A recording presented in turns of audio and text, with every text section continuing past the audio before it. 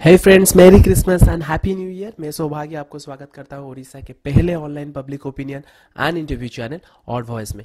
और odd voice में ये 2016 का लास्ट एपिसोड है हमारा। और लास्ट एपिसोड को थोड़ा हम लोग सुरीला बनाए। सुरीला इसीलिए क्योंकि हमारे पास एक लेडी सिंगर है जो कि बॉलीवुड से है और जिनका नाम तो आप टाइटल में पढ़ ही चुके हैं। तो ज़्यादा मैं बात नहीं करूँगा, डायरेक्टली जाके उनसे ही पूछते।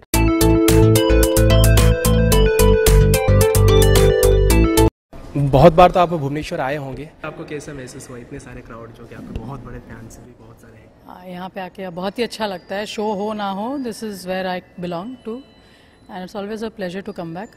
एंड यहाँ पे जहाँ पे हम खड़े हैं ट्राइडेंट पे, पहली बार रह रही हूँ and they have really taken care of us. I think that's what put me in a better frame of mind. क्योंकि हम लोग अभी टूर कर रहे हैं, हम लोग पिछले 10 दिन में शायद 7 सिटीज़ जा चुके हैं, तो बहुत थके हुए हैं, लेकिन पूरे बैंड को यहाँ पे लेके आना लगता है कि घर पे आ रहे हैं। तो I had a great time. Audience बहुत ही अच्छा था, इलेक्ट्रिक था। और कुछ शायद रास्ते में जैम वैम हो गया तो पुलिस थोड़ी हड़बड़ा गई, बट ठीक है, होना चाहिए।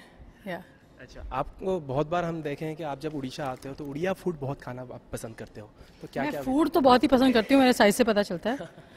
लेकिन आई थिंक उड़िया फूड बहुत ही स्पेशल है और बहुत कम लोगों को पता है कि हमारा क्या रेंज है खाने में। बहुत लोग भावंती खाली एटी पखाड़ा पानी वाला राइस खाते हो नींबू डाल के, लेकिन यहाँ पे रेंज बहुत ज़्यादा है। नॉनवेज हो वेज हो, खाना बहुत अच्छा मिलता है। और सबसे ज़्यादा मैं तो ये कहती हूँ, ओपनली बोलती हूँ कि लोगों को लगता है बंगाली मिठाई सबसे बड़ी चीज़ है, लेकिन जो उड़िया मिठाई है, नथिंग कंपेयर्स टू उड़िया मिठाई। क्योंकि मुझे लगता है कि यहाँ पे इट्स हेल्दी मिठाई that too and it's so tasty, क्योंकि मीठा कम होता है।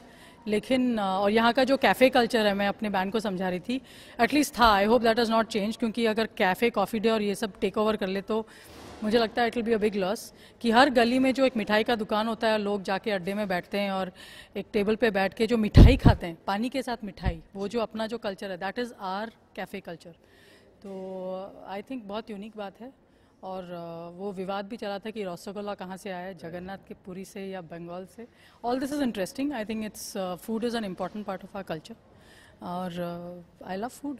अच्छा, और जो लोग यहाँ पे मतलब नए सिंगर जो आ रहे हैं, उनके लिए कुछ बोल दीजिए। मुझे लगता है कि कोई भी सिंगर हो, आर्टिस्ट हो, म्यूजिशियन हो, कंपोज़र हो, कुछ भी हो, अपनी ओरिजिनल वॉइस ढूंढें और ऐसे काम करें जो आपको makes you stand out and you should express your individuality. मुझे लगता है हमें भेड़ बकरियों की तरह एक साथ कहीं कुछ हिट हुआ, ट्रेंड हुआ, अरिजीत सिंह हिट हो गया तो सब अरिजीत की तरह गा रहे हैं। उस सब से मुझे बहुत डर लगता है। मुझे लगता है कि there is always a place for something unique. अपनी यूनिक चीज़ ढूंढना चाहिए within yourself. Don't try and be something that you are not and don't try and imitate something else. ये जो कल्चर ऑफ इमिटेशन है और trend based जो music बनता है, मैं उसके सहमत में ही नहीं हूँ। मुझे लगता है कि क्लासिक म्यूज़िक है, जो टाइमलेस म्यूज़िक है, जो अपना म्यूज़िक है, वो उसका कोई एज नहीं है, फैशन नहीं है। तो I believe any artist who is stepping out should first find what is that excites them और उनकी खासियत क्या है, वो क्या करना चाहते हैं नया जो अभी तक दुनिया में है नहीं। अगर 10 सिंगर या आर्टिस्ट ऐसे ही हैं ही और तुम या 11वीं बनना चाहते हो, उसमें कोई बड़ी बात नहीं है। बस हमारे ओडिया दर्शकों के लिए कुछ ओडिया में कुछ बोल दीजिए। Anything in Odia when that seems like very tokenism. ମୁଁ ତ ଷ୍ଟେଜ୍ରେ ଠିଆ ହେଇଥିଲି, ବହୁତ ଓଡ଼ିଆରେ କଥାବାର୍ତ୍ତା ହେଲି। ଲୋକମାନେ ଯେଉଁ ଗାଉଥିଲେ ତ ହିନ୍ଦୀରେ ବି ଗାଉଥିଲେ। That didn't make them अनपेट्रियोटिक।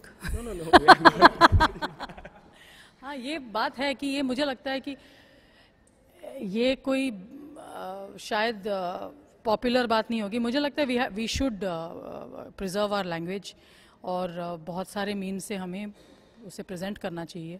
मेरी भी कोशिश थी, मु भी चाहूली कि मु गोटे गीत करके शुरुआत करी, तापर सीखी भी ठीक रे आउ गीत नहीं कि जीवी on an international stage.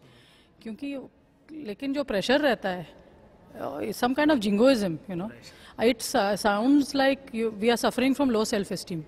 That shouldn't be the case. प्यार से करो कोई बात तो करो, किसी का पीट पीट के कराओ, उससे कोई पेट्रियोटिज्म तो बढ़ता नहीं है।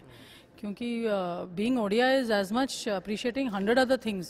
लैंग्वेज में अगर वीकनेस है और उसमें अगर आपको पीट के दिखाना है, ओडिया बोलो पूरे शो में, तभी आप ओडिया कहलाओगे।